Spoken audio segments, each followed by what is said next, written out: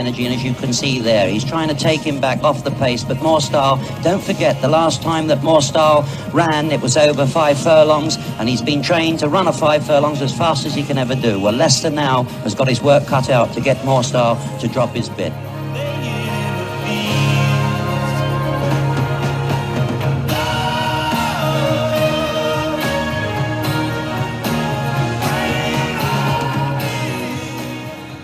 And a very big warm welcome to the Barstewards Inquiry Sunday Sermon. My name's Lee Keys of systembet.co.uk, and joining me this evening, as usual, my two co-pilots, John Lane of John Joe's Blogspot.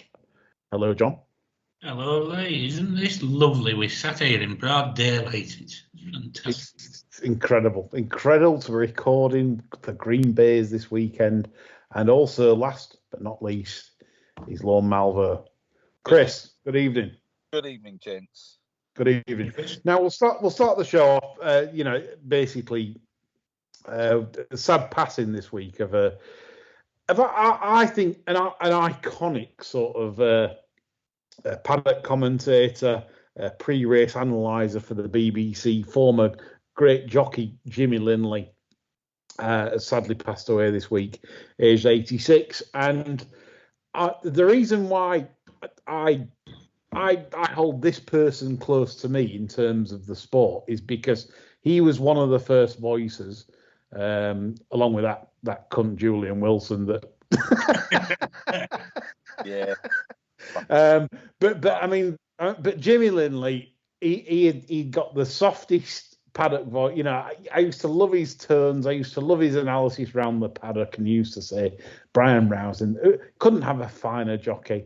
And it's just such a shame we couldn't find some tunes of music with his famous cliche of lovely pair of hands, which he described for most jockeys that he was pally with. Nothing changes. In the sport, really. But no, Jimmy Lindley I grew up with, and I can honestly say, listening to him, in fact, if there's actually show reels on YouTube that you can listen to, and the fantastic tributes this week on YouTube, and all some of his decent, he's so good, like listening to, so soft a voice. Some of these that are around today, I don't think they're in the same league. I really don't. I enjoyed his commentary on one of, I think it was Stouts, because it was Swinburne was on it in Al Maktoum's colours, and he described the filly as, Anyway, listen to the monologues on YouTube. You'll find it if you just YouTube Jimmy Lindley. But it was actually wasted doing the paddock for me.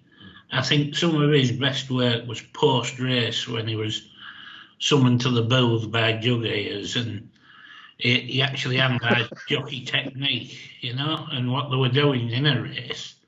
Yeah. I mean, everybody raves about Roby Walsh now, and rightly so. He's very, very good. Yeah. Jimmy Lindley was actually doing that sort of thing post-race 30 years ago. Yeah. In fact, that John, you touched on the very thing. He was analysing Leicester on Moorstyle at Goodwood. Yeah. And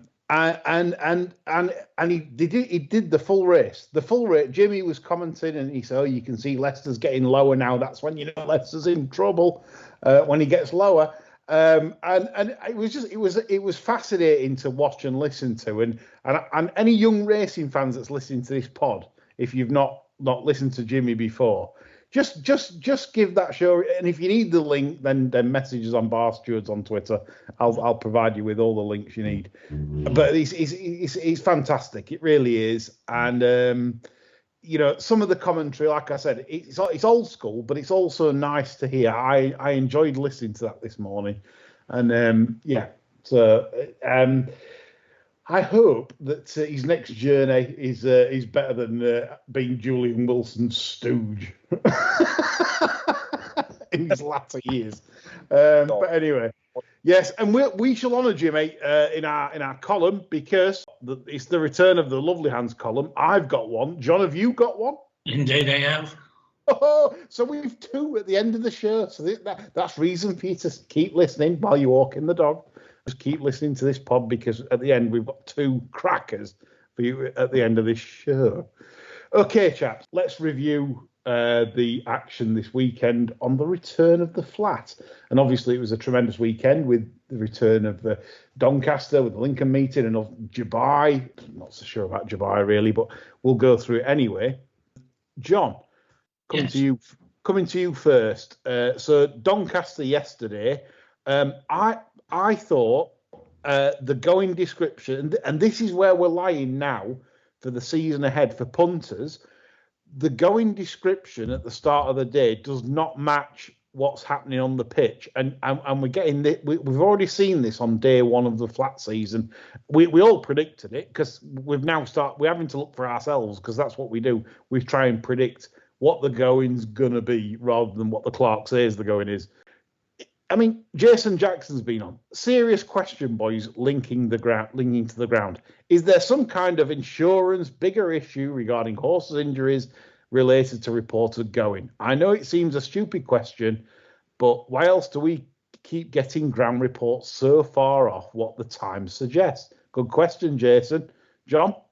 Well, we know it's nothing to do with safety, unless it's part of this ongoing fallacy that good to soft ground is the absolute minimum that we can race on these days, which we know is a fallacy, because we know they have no stats. I mean, we've done that subject to death, really. But, I mean, yesterday for me was just good racing ground. There was no soft in it for me. They weren't kicking any clemmies up. Ideal racing surface. Good to soft going in the form books. Ridiculous once again, you know.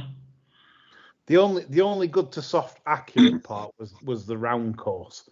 Obviously, the relayed straight course, which has obviously been relayed in the last, I forget when it was relayed, but obviously that drains better, the straight course. And you look at the straight races, Arthur's Realm 1.5 seconds slower, Chindit pulled its nuts off 1.32 seconds slower. Johan the Lincoln winner nearly hit standard. So there's no soft in that. Just get rid of the soft. But this is the thing, John, right? Why aren't we in the modern era of where we rely on data? Everyone's got data these days. We have the internet. We downloading speed figures. We're subscribing to the Racing Post. Timeform. You name it. We're all subscribing to try and give our punting an edge. And yet the clerks get up in the morning, they'll take the stick when the dew's at its highest level, and then 6 or 7 hours later comes post time. Why haven't we got a stick reading 30 minutes before post? Are they too lazy to go out, stick the stick in the ground at various points in the track half an hour before post time, and give... they can even take him round in a golf buggy, can't they? I mean, the answer to that is rather unpalatable, for people that think Clark should be earning the money. But if you think half an hour before post time is actually lunch time, and chances are, no, I'm deadly serious. Chances are, lunch with the sponsors, free gratis, glad handing this, that, and the other. That will take precedence over actually doing your job. And that will be right across the board. Mark my words. Yeah, so that's 6 points. It's amazing, isn't it? How punters have had to put up with things that. So 6.6 was taken, which was good to soft if you read it at 6 a.m. or 7 a.m. when it was taken. However, 6 hours later, 18 degrees, punters are getting to the race course. And bear in mind, they're not as all into it like us saddos. They're just following it all the time. They get there. Well, it's good to soft. Well, this horse has won on good to soft before. They're just reading a simple race card.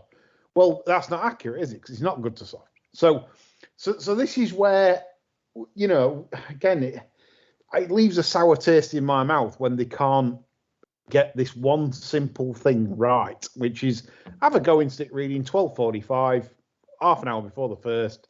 No, it's now dried up to good, chaps. So at least it's in his pud if he does that. Sticky toffee pudding. Yeah. Absolutely. And this is the thing. So, Jason, you've got to remember these kids are only on about 48 to 50 a year. You know, I mean, a free lunch is a free lunch. It'd be a decent one as well if he's in the right enclosure, the right restaurant. He'll make sure he's in the right enclosure, won't he? Yeah, absolutely. So there we go. So we've highlighted a problem for racing going forwards, that this is not really good enough because they don't take into account the elements. And then when the rain comes, sometimes you'll see the old going change from good for the first into soft for the second race. It's miraculously dropped 2 rungs from good to soft straight to soft after a race. You'll see that regular this season, and it's such a shame that racing can't take itself seriously with its employees and doing a proper job. So thanks for the question, Jason Jackson. Anyway, on to the action on Saturday. John, we will start with the Brocklesby with a very, very impressive winner in Persian Force. I was absolutely... This was a devastating early season performance. Certainly so much so that you would say that this would be unbeatable, you'd think, of the early season types. Yeah, I mean, it'd be as good as anything you'd see in this type of race, isn't it? I struggle to rate the race, if I'm honest. I'm giving him a provisional 90, which I think is probably fair. Yeah. I mean, I think his top speed figure was 82. I think he was good for more than that. Hard to rate the runner-up any better than a 68 horse, really. But yeah, I mean, I'm happy going forward with that on a provisional 90. Yeah, I think it'd be an Norfolk Stakes type, wouldn't he? Yeah. Camage, a bit of a surprise result. I felt I didn't really fancy the winner. Like you were right about Gareth and Charlie Hills. Well done, John, on the pod, putting everyone in their place. What's wrong with Gareth, John? I said, and he said, "I'll tell you what's wrong with Gareth. Charlie Hills." so that was 1-0 to. Charlie Hills is it's like the Haley Turner situation. I need to be convinced I'm getting tremendous value in order to have any sort of dip.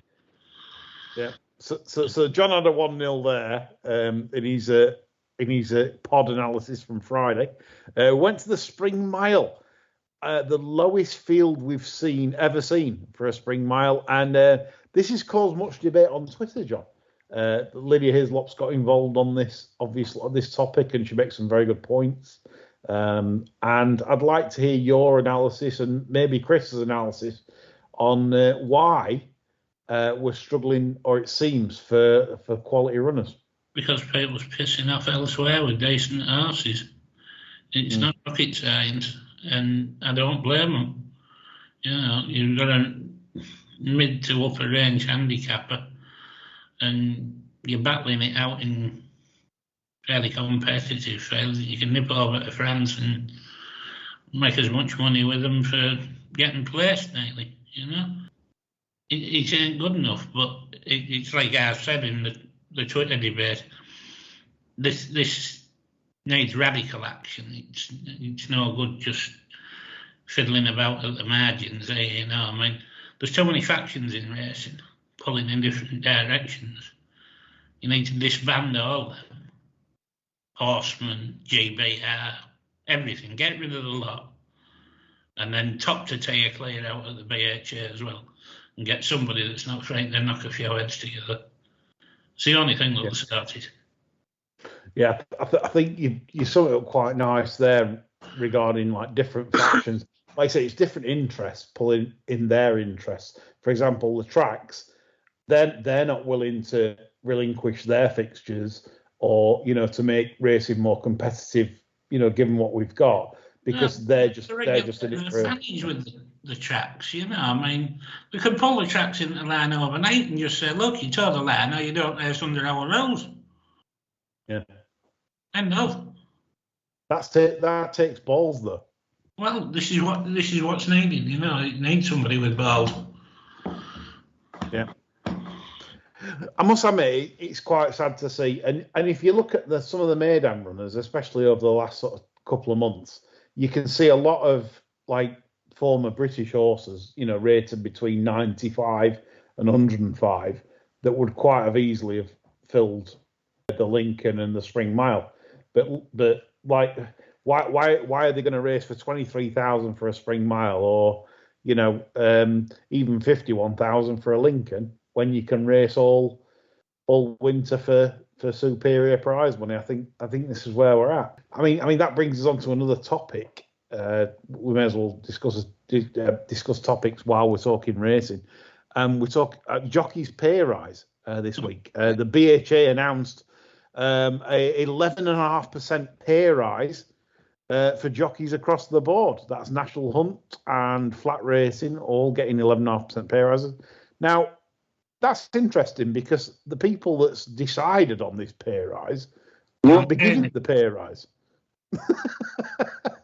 They've decided on it, but all that's going to land is on owners' bills. I cannot think of a sport in the world. I can't think of anything in the world in British racing where the owner gets treated as bad as it does. It's horrific, isn't it, really? I mean, they might as well have said 25%. They couldn't have said anything. We're going to do... we don't want our jockeys worried about this cost of living crisis. Let's double the wages. Yeah. Fuck you, honest. I mean, it is. I mean, it literally is that. I mean, the prize money is...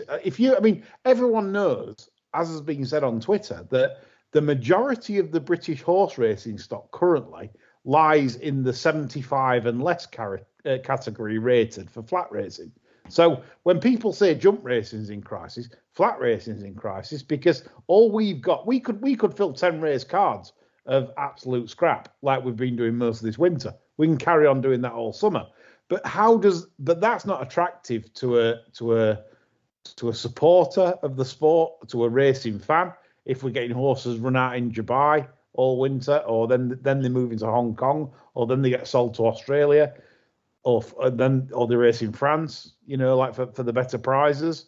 Whilst we're pissing around, it literally is. It is such a crisis, and we need, again, it's no good discussing this when we've done a full flat season, and then all these horses that should have been racing over here are racing over there. And then we're wondering why we can't, like, the fixture list is bloated, as we know, because we're going to get six meetings a day for most of the summer. Like last year, there's maybe 7 some days. 8 I even counted on one Tuesday last year when Ireland decided to race 2. And so, it's like, literally, how on earth can we fill these fixtures and make it attractive to the race goer, to the person we're trying to attract to the sport? I don't know, guys. What's the answer? Well, the jockeys have obviously got a strong trade union. You must be a supporter, John, surely. Got their great pay rise. I tell you what, I wish the trade unions faced as stiff an opposition as the PGA face when they're negotiating with the BHA. Yeah. God, there wouldn't be a cost of living crisis. No, skillful negotiation. Then I think the thing is to not have the people that's actually paying for the pay rise at the negotiating table. No, that's the key. Because I don't believe the ROA were represented. Yeah. Key element missing from those negotiations, I think. The person picking up the bill. BHA and the Jockeys Association, wasn't it? Yeah. Bizarre. Julie Harrington and Dale Gibson. That's a meeting of minds, isn't it? Yeah, absolutely. So, agreed. Phil Bagshot's been on. He said, do you think the industry could commit to 1 day off, maybe even 2, for jockeys and stable staff, etc.? In hell at the minute. None. 0. Absolutely none. In fact, I'd say even some trainers are even calling for 7-day racing at different times. Gay Kellaway, a friend of the show, she advocates more bottom end racing because again, it depends what you've got. If you've got more bottom end horses, you're going to want more bottom end racing, and so on and so on and so on and so on. This comes back to the factions, doesn't it? You know, I mean, yeah. You know, they're all pulling in different directions, and it ain't good enough. No, it's not, John. Okay, the Doncaster. So we'll leave the Spring Mile because it was a non-event. The Doncaster Mile, Chindit pulled its nuts off and beat a substandard field. I'm not convinced with Chindit going forward, John. Are you? No, I mean, as I think I said on Friday night, Chindit will win. The Kennel will be waving it around in the winner's enclosure, saying he's going to go close in the Queen Anne. We all know it won't. End of. Yeah, no, that's. I mean, we nominated Gershon as our wanker horse of the winter, and I think me and John are going to nominate Chindit as our wanker horse for the flat this summer. Sorry, I'm speaking for John, but that's mine anyway. Yeah, along with that, Equine. I think Nick Davis will like that. I don't think Davis is a fan of Chindit either. Anyway, we'll go to the Lincoln, and it was won by Johan with a stable upgrade from the shirt to Mick Shannon. I know. You wouldn't write about, will you? I mean, I think one of the reasons that went off 28-1 was the fact that the horse had gone from the shirt to the windmill. You know, I mean, dear God. That was absolute blindside, wasn't it, really? You couldn't have seen that run the career best there. No. Ken Pitterson's only pad at negative in that race, that whole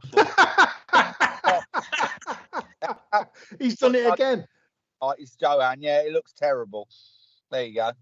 Shit up. Sylvester de Souza. Mention our listener, Nick the Nipper. Nick the Nipper's had the 33 Sylvester de Souza to be to be champion jockey. If Sylvester starts riding at Beverley and Ripon, John's on board. John's on board with that 33s, I think. But the Lincoln starts him out with a few rides around Beverley. Yeah, well, the thing is, Sylvester made his career by blasting out of the traps and just making the running at all these northern gaffs. And sadly, when he was asked to sort of ride races for Stout and Baldwin and take a lead, he was dog shit.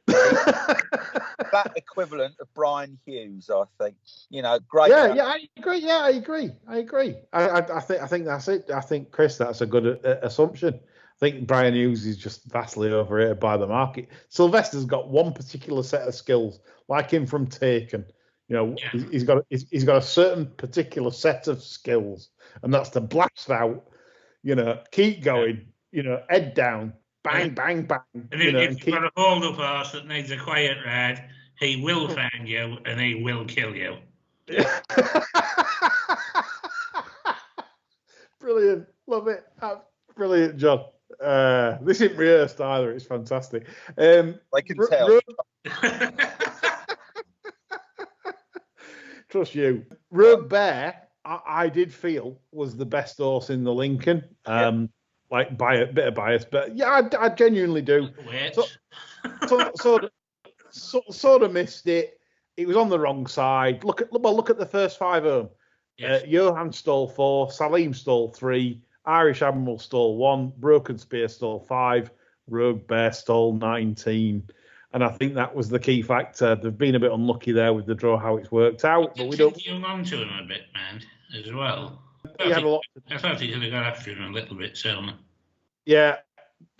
I just hope he's placed correctly. I mean, you wouldn't want to see him turn out at Newmarket or something, or some track that's a front end track.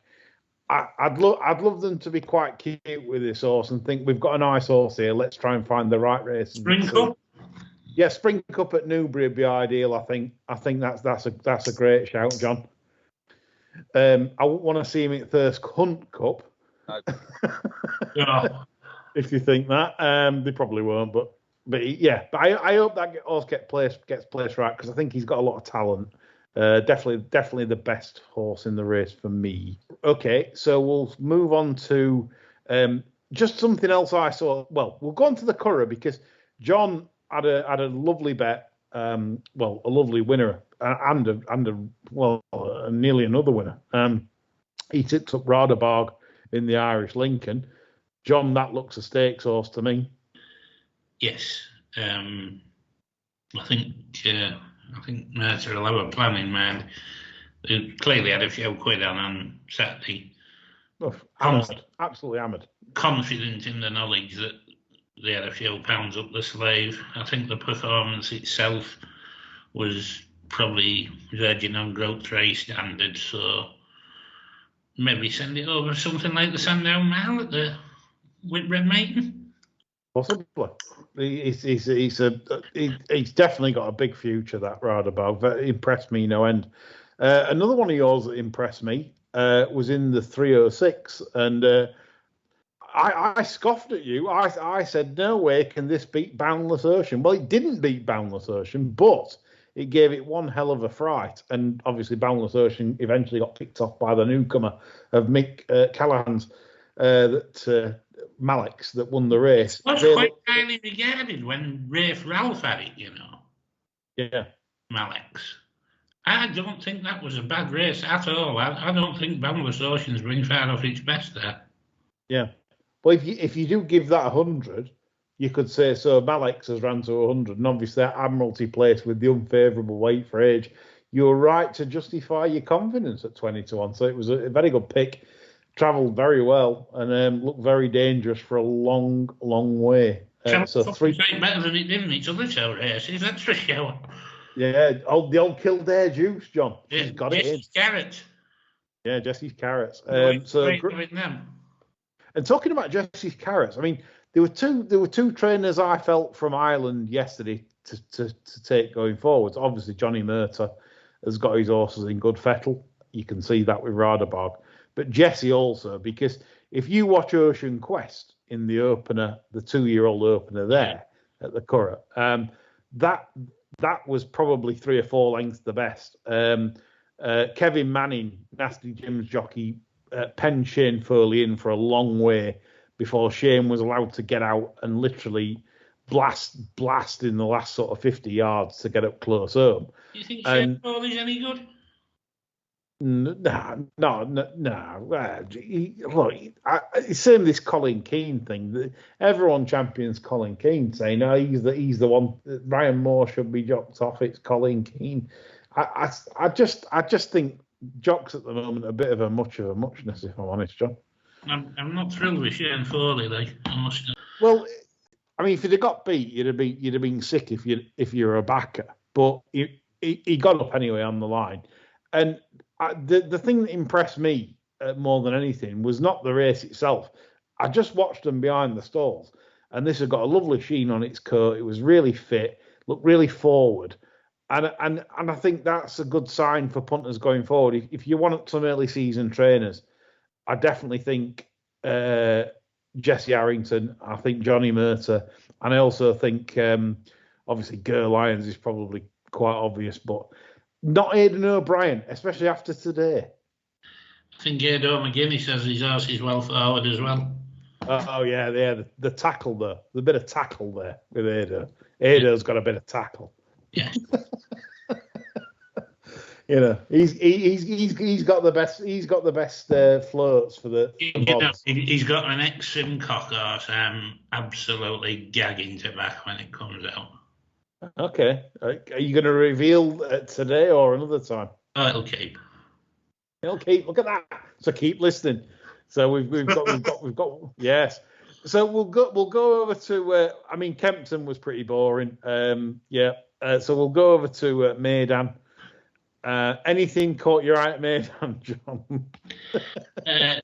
Well, I think you would go through it in like Chinese menu order, can't we? A number of these.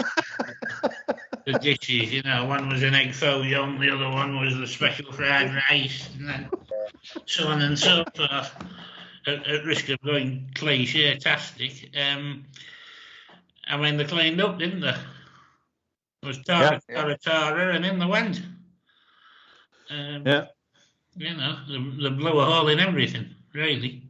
Yeah. Lord North flew the flag a bit, wasn't there? Well, that's it. The 320, I sort of equalised. It was only a dead heat, but who was it? Was it you I was saying to about? Who was it I was saying to on the Friday pod? I've got dementia. I'm like, Lord North was like a woolly mammoth. Yes. More hair than Ron Jeremy. Who was I explaining that to? To me, I'd gone with the Ian Davis horse, hadn't I? Yeah, the Mahafa. You regret that. Mahafa, terrible. Shirts horses all ran shit, didn't they? Yeah. Actually. You know, I mean, really shit. Yeah. And these Lincoln Fairs. No, it's true. Okay, so that's made and done. Just say, what nice to see Bob Baffert back after all his troubles. I was quite pleased about that. Well, I mean, it literally it's a sour taste, isn't it? I mean, we get it. I mean, the old France debacle, where 23 got arrested, only 3 have been charged out of the 23 in France, but one of them's David Cotter, former trainer for JP McManus, etc. It's a little bit. Everything's under the carpet. Well, it's all a rotten taste, isn't it? It's a rotten fucking regime. I mean, our lot are going over there because there's money dripping out their asses. If this was going on in fucking Moscow, we'd have all been there. Yeah. About that. 100%. Do you know? I don't want to get too political on this show, but at the same time, you know, like we all talk, right? So I made a post the other day about burgers in Dubai, and it's amazing how many people will jump on it and say, oh yeah, and who's the slaves working for that to produce that, blah blah blah. But in that same on anything we do, and I always say about moral purchase, where we say, oh well, that we don't involve that country because they're rotten bastards. But you know, I mean, we can argue till we're blue in face, can't we? We could say, well, the mobile phone batteries, are we, you know, the poor little children of Africa going down the mines to get the lithium, and you know, we can go on forever. We can absolutely go on forever. And I just think, you know, yes, there needs to be some moral standing, but at the same time, I think people that are taking stances when, shall we eat this burger or not, because it's probably been done by, I mean, I'm sorry, but everything in life is probably done, you know, or packaging or somewhere or whatever you're going to do is going to come from somewhere that's a little bit, you know. Somebody somewhere has got a shit job that they don't like. Pretty much. And I think the more morally upstanding we try to be, the more we trip over ourselves. I genuinely feel that way. Whilst it's sad that someone's working 67 pence an hour to provide you with your cotton T-shirts from Primark, you know, it's at the same time, there's lots of other bad things going off in the world. I haven't got the answers. I haven't got the solutions. But you know, this is where politics should end on this show, and it'll end there right now. But we'll carry on about Dubai. And your beer, I thought, was unlucky in the classic, John, the Shima Classic. Did you see it? Coming home over the top of them, wasn't it? Yeah, I think if you back your beer, that's the one I'd have felt doubly sick if I'd have had a good. That form back to the UK. I mean, he's a prime King George Art candidate, isn't he? Really. Yeah. I mean, and golf club's been on, and he's moaning about pile driver in the race, saying if that ever gets a ride, it surely deserves to win a nice big one. Well, need a trainer as well, won't it? We're surprised. We're surprised golf club weren't on your beer.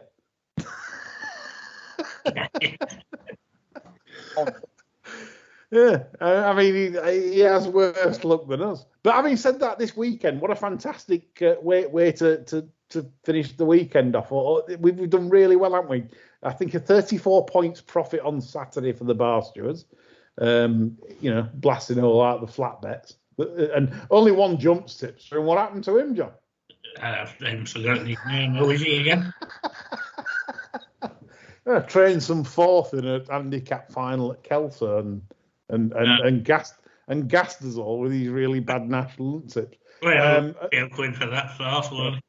Yeah, stick to the flat. We don't want broken down horses falling over each other. Absolutely. You know, to try and make money. It's just literally we're just backing fastest horse across the field. Remember that, folks. That's what racing's about. The bottom line. Nice to see. We got off to a flyer with me, John, today. The followers, the Grand Alliance, the last at Donny. Well, you were very confident about that horse, weren't you? Yeah, he bolted him, fairly bolted him. Probably feeling the ground a bit because he hung right across to the far rail, I felt. But yeah, one that I think is going to justify confidence, and I hope some of you listened. I think it was still pulled together a bit physically as well. Yes, it's a nice horse. Still a bit on the weak side, yeah. Yeah, could get to 3 figures that. So watch out, folks, and I hope some of you were on that today. And if you took all the 6s and 7s last night and stopped me from having a big bet, you're all bastards. Anyway, I think that'll do for the reviews. We've done plenty on that. Dubai World Cup, no one's bothered. Total sandpit. Tories rode that for Baffert, like Chris said. Yeah. So we're going to move on now to a more interesting topic where we can really get stuck in. And it's the Racing League, John. Ah, fuck off. Yeah. What's so bad about it? Come on. You know, this is engaging. The fucking aspect of it is shite. Pure and simple. You got them 7 gurning idiots yesterday on the bloody opening show. 15 minutes to do that stupid jockey draft. Yeah. And who the hell could tell you which jockey's riding for which team now if you ask them? Nobody. The Tory for Wales. Nobody. For the Bent Welsh. The Tories riding for Christian Williams and the Bent Welsh. What you know? Nobody cares. Nobody cares. I would just love to ask any of them 7 what justification is there for them revisiting that project this year after last year, because they did no measures in place to quantify the success or failure of it. They don't know how many new disciples to racing it's brought in because they have no means of knowing. No. It's bollocks. It's Shergar Cup all over again, isn't it? Yeah. I mean, you'll get people that say, oh, you're just mourning your dinosaurs and all this. How long does it take to get people to realise racing is not a team sport? They showed that with the Shergar Cup. Nobody gives a shit about that. And what do? They bring in another team sport. Absolute idiots. Yeah, it's rubbish, isn't it? It's absolute rubbish. And the overwhelming feedback on social media has been negative. I can't find anybody that sort of stands up and say, this is good, let's carry on with it. Everyone says it's shit. I tweeted them pricks yesterday. I said, how much are you paying the managers? Yeah, exactly.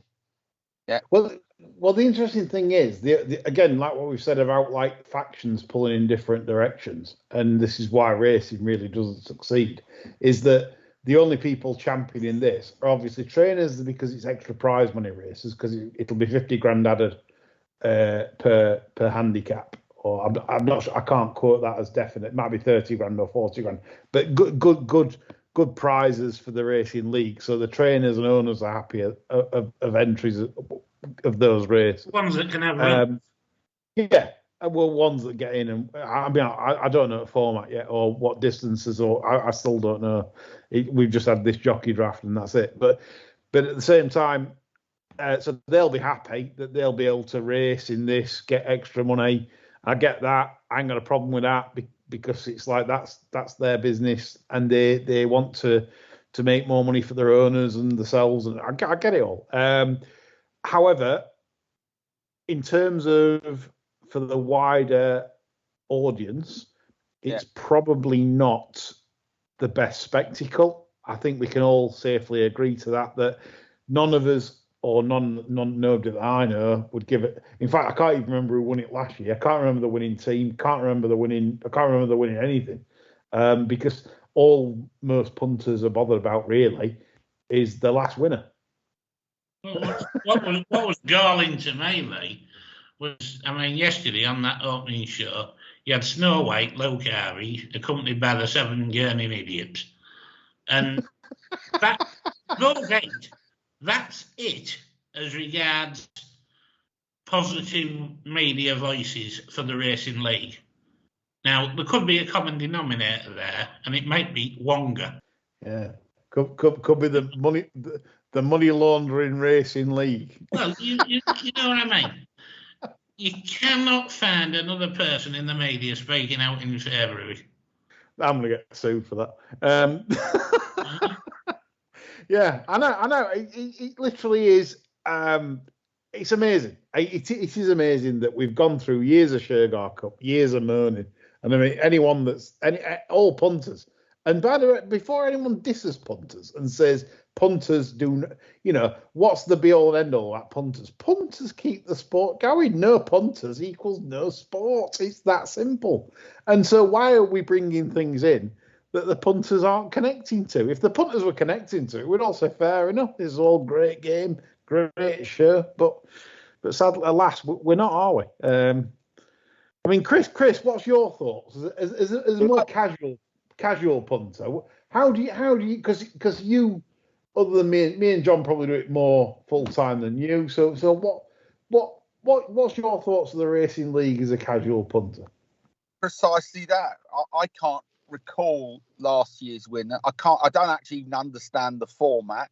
And racing isn't a team sport. But the only sort of crumb of comfort I draw from it is that Mick Quinn is head equine nutrition, so they'll all be fucking dead by March. So I don't think it'll run full term, to be honest. Yeah. Well, there's a lot of unanswered questions there, isn't there, for starters? I mean, how the hell do you come up with the name Mick Quinn for one of your managers? Seriously. I know the man that. This is for people that's new to racing, bringing new people in. Oh, I'm new to racing. Let's have a look at these managers. Oh, I'm going to Google Mick Quinn, see what he used to do. Fucking hell. Or not do, as the case may be. Yes, exactly. I mean, do you know what's happened? You know what's happened there, don't you? Mick Quinn, you know what's the feed room. John, you know what's happened there. They've stuck some young gimp on the employment side of things to employ the people like Kevin Blake, Leona Mayer, Matt Chapman. Yeah. Right, there's a 60 grand kitty to pay all these for the services. Yeah. There's 800 notes left. Who do we get for 800? You've spent it all. You've spent 59,200. Chapman's demanded £200 food allowance, so that means there's 800 left. Who are we going to get for 800? Mick Quinn. He'll do it for 800 notes. I think that's where we're at. I think. Yeah. A terrible scenario, but what a shower of shit. Yeah, all this is going off. We're racing at the moment. Racing in crisis, really. I think if anyone looks at the Spring Mile, wait till we get the Epsom handicaps on Derby Day. There'll be six runners, and there'll be the old race that Stout used to target years ago. There'll be about 6 runners left, I think, for one of the big handicaps there that used to be really popular. But 45 the field. Yeah. Speaking of Stout as well, digressing, obviously news this week on sad news really, because obviously I respect Sir Michael Stout's training skills probably as much as anyone in the game. He's achieved as much as anyone in the game, and he's up there for me with Henry Cecil, etc. And rather sad news this week. He's finally succumbed to obviously supply and demand, and he's succumbed to relinquishing Beechhurst, John. Yes, where it all started, actually. Yeah. And his first wife actually owns it. And she'll probably be releasing it out. I think there's been quite a lot of interest. So I'm sure there'll be somebody going in there very shortly. It's a lovely yard, backs onto the gallops. And, but yeah, I mean, it's obviously declining numbers, isn't it? 25 winners are under this year, to be honest. Yeah. It's a sad sight. Obviously, Beechhurst, I mean, correct me if I'm wrong, John, you know more than I, but wasn't Shergar there for his 2 years, as a 2-year-old? I think Beechhurst? I think he moved over to Beechhurst after maybe halfway through his 2-year-old career or something. Marwell was out there, Yeah, there's some great horses. I know what they're. Sheriff Statney was there, I think. Doyle. Endless list. Yeah.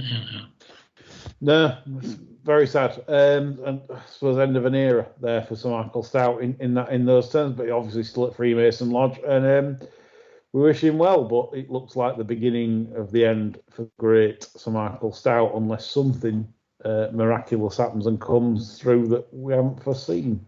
Right, we'll move on to the latest on single customer view, of which I'm a very close participant in terms of a little bit of inside info, etc., etc. And the latest is that the Gambling Commission are posting forward an initiative for the phase 2 of the trial project of single customer view, where they're going to do a traffic light system.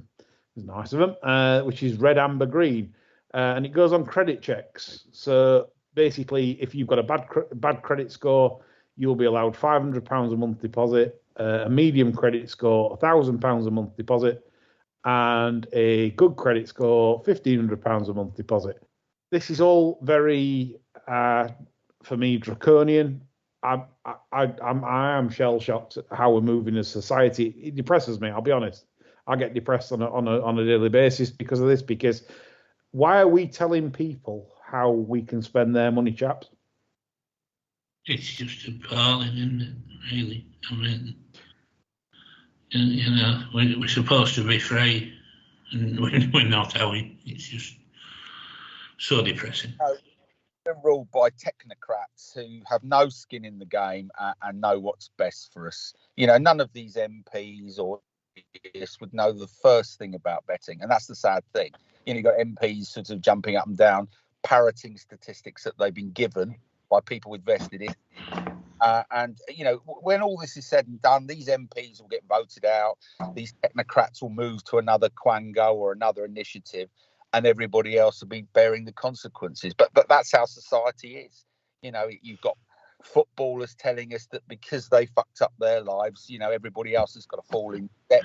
You've got a society and a culture that fetishizes and lionizes bad decisions. You know, people don't have shame anymore. People are very happy to go up on social media and say, hey, look at me, everyone. I lost my house, my marriage. I'm living rough. And just to kind of get that dopamine hit of likes and virtual pats on the back.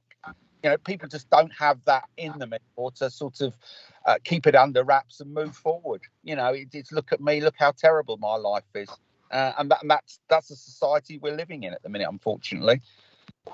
Chris, do you think this is something a little bit classist? Because, I mean, me and John have often had discussions about class politics and how class politics doesn't apply anymore. We've kind of lost the, oh, you're upper class, I'm lower class. It's more now about identity politics rather. But in this instance, is this not about, if you've got enough money to put in the stock market, an IG index, you can have £30,000 and invest on the shares tomorrow, like I can, no problems. I'll get no questions, right? But yet, if I want to put, well, at the minute it's 5,000 into Betfair, that's my maximum. If I want to put 10,000 in Betfair, I can't. No, because it's not sociably responsible. Absolutely right. It's about policies and initiatives are all about protecting the dumb shit working class from themselves. Look, they're too stupid to know not to feed their children fucking tango for breakfast and McDonald's for breakfast, so we're going to tax that and we're going to push that healthy eating options. They're too thick to know how to spend their money. They'll only spend it on drink, drugs and gambling, so we're going to regulate that. So it's about protecting people who, you know, those who know better. Sorry, so they may be right. John. but the point is exactly that, isn't it? It's about protecting people from themselves, because, you know, these people perceive working class people and average Joes as too stupid to know how to manage their money. So we're going to tell them how to do it. And it's about not betting and not eating sugar, not having McDonald's, not having this, not having that. But the problem is, let's say if this comes in, and let's say all goes forward, and obviously as I've discussed with some people today regarding credit ratings. Credit ratings aren't the be all and end all, because as we know, you have to take the right amount of credit. You have to then pay off that credit. You then have to, like have high standing, i.e. £30,000 credit cards to be A1. If you, for example, sort of like just pay the minimum payment on your credit, it's not a particularly good sign. So even though you pay your bills, so lots of people are going to be discriminated against for different reasons. And I don't think the credit rating's the right way to go either.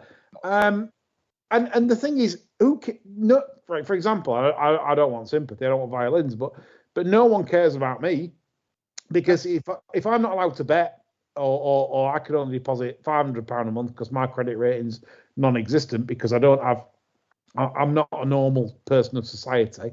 I don't pay tax, in terms of, so I'm not a normal salaried person.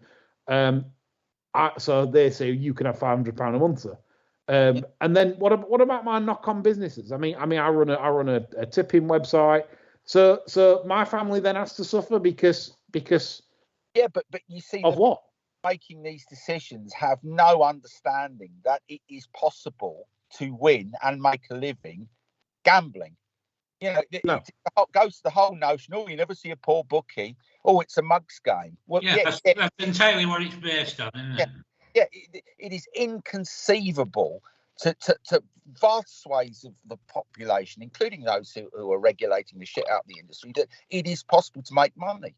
And that's the problem. You as a professional punter, gambler, whatever you want to call yourself, they have no concept that it's possible to do.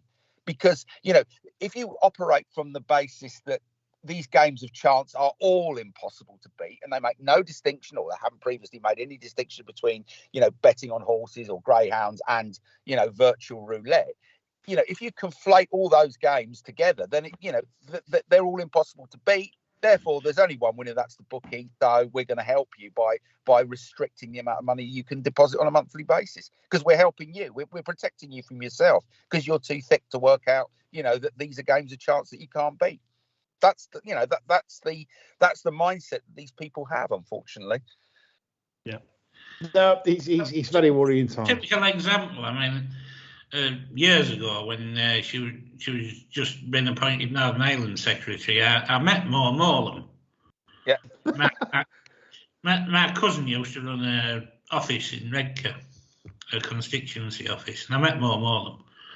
And at the time, I'd been punting, about 8 years, sole income, and it was the usual, shake hands, and what do you do? I said, back horses. She said, no, I work. I said, no, I back horses, that's how I make my living. She said, do you win? I said, no, not really. I thought, for God's sake. I mean, what a question, I back horses, do you win? Well, no, obviously. I mean, this is the thing. I mean, we've said this before, John, haven't we? That if anyone asks what you do, usually when I'm on holiday or whatever, I just tell lies. I just say I'm a web designer. I say I'm a carpet. I've said all sorts. I've literally said all sorts through my time, because I just start on the hop, because I usually lie. Yeah, it's not worth explaining, and it's just, they just look at you gone out, and then I'm sure that they look at you with disdain if they think that's what you do, because they just judge you. It's there and then. Just think you're a waster. The unseedy waster type. Yeah, exactly. Yeah, they've got a point there. To be fair, I mean, at first glance, we don't look like wasters. So. Yeah, unseedy wasters. That's why we're on audio pod and not video pod. We're not as good looking like Tony Calvin and Hugh Cale and Kevin Blake. So that's the reason we're on audio. There we go. Right. No, interesting show, this one. But to finish it, we're going to start as we finished.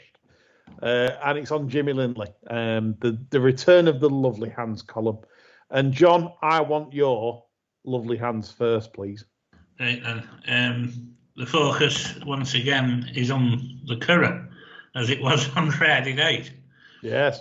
And in the 4:51 at the Curragh, which was the Barberstown Castle Handicap, run over a mile for just over €6,000. I was very much drawn to a horse called Mary Salome. She finished 12th. Now, that doesn't tell all the story. This horse had stinking rotten form figures going into this, but was significantly short on the machine. You know, she's well down the list, and her odds were right out of sync with everything else. So I thought, I'm going to keep an eye on this. And I'm glad I did, because she was drawn 1 and had what some people might call a beautiful position coming past the elbow. But of course, when horses start dying in front of you and you're drawn 1 in a big field, there's only one direction to go, and that's back over. She's finished 12th. She hasn't had any kind of race whatsoever. She can definitely win off 69, and she's in rude health at the minute. So after finishing 12th, I wouldn't expect there'll be too many market sparks going off the next time she runs. So I would expect to see her out within a fortnight. And it's up to them if they're off, isn't it? But she's definitely in the sort of shape where she can win. Well, this is where we have this is weird. Jimmy Lindley's passed away this week, and in memory of his column, we've brought it back to life. And weirdly, we have a Bar Stewards klaxon. Because unbelievably, of all the races that me and John have analysed, and we haven't conferred, we've come up with the same runner. My runner is, I'm not kidding, Mary Salome. This is a mare that basically has, she's a money spinner for that yard. She's won 3 races, but they target her lovely. They get her down to marks. She was in fantastic early season form last season. If you watched the run against that rail, she couldn't get a run like you said on. Or she was coming through to win, and either pissed up or gone close, whatever. But literally, Mary Salome, if she doesn't win this spring, I'm a Chinaman, and that's amazing. So the week Jimmy's passed away, we've in the column back. Me and John have not conferred. Out of all this weekend racing, we could look to maidens, handicaps everywhere. It's the hand of Jimmy, that, isn't it? It is. The hand of Jimmy has given Bar Stewards some winners there. This mare will be winning. Lovely grey mare. Let's get lumping on Mary Salome.